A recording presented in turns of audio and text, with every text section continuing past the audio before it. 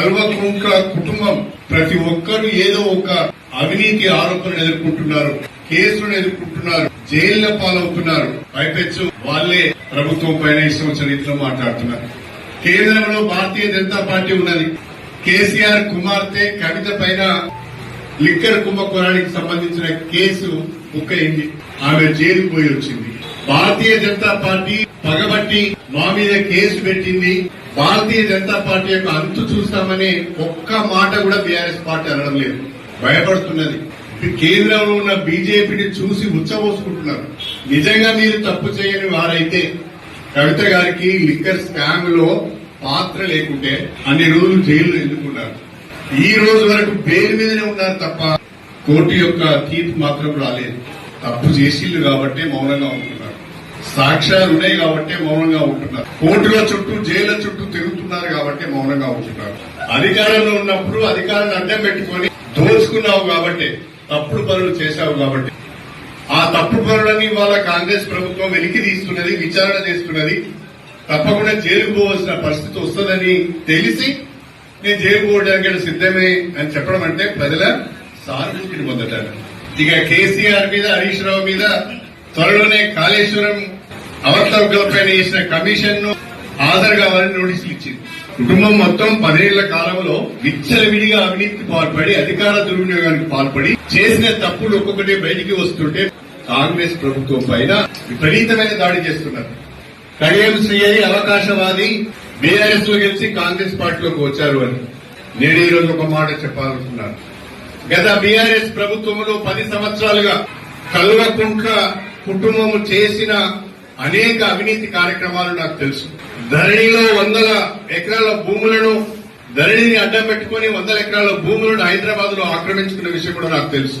ఏనాడో ఒకరోజు పాపం పండుతుంది. పాపం పండిన రోజు వీళ్ళందరూ కూడా కోర్టుల చుట్టూ, జైళ్ల చుట్టూ తిరగవలసి వస్తుంది.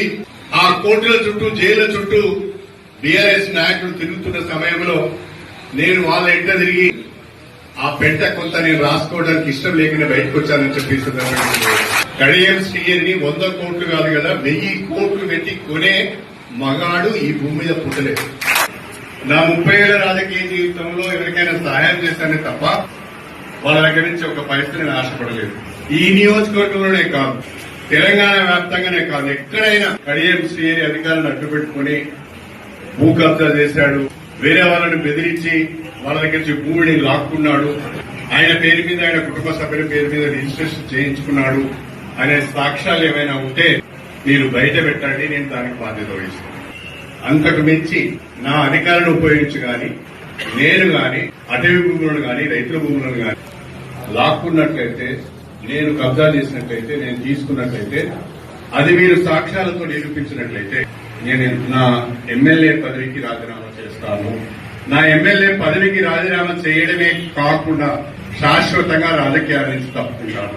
మీకు ఒక అవకాశం ఇస్తున్నాను. మా సోదరుడు రాజయ్య గారికి ఒక అవకాశం ఇస్తున్నాను. రాజయ్య గారు, మీ దగ్గర సాక్ష్యాలుంటే ప్రజల ముందు పెట్టండి. పత్రికాముఖంగా ఆ సాక్ష్యాలను ప్రజల ముందు పెట్టండి.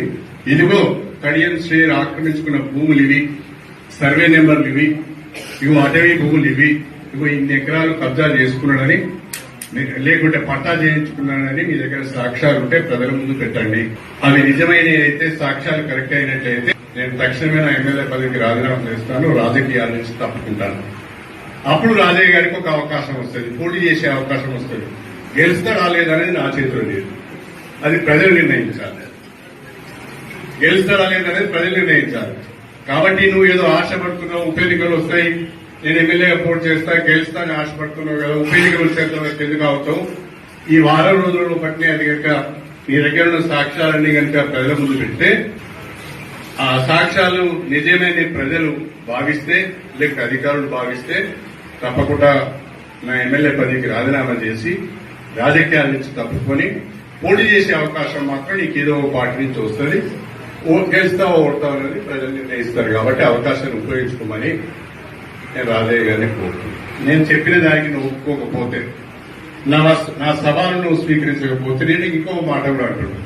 మీరు ఎమ్మెల్యేగా ఉన్నప్పుడు దళిత బంధు ఏ రకంగా మీరు అమ్ముకున్నారో, ఏ రకంగా కమిషన్లు తీసుకున్నారో నియోజకవర్గ ప్రజలందరికీ కూడా తెలుసు.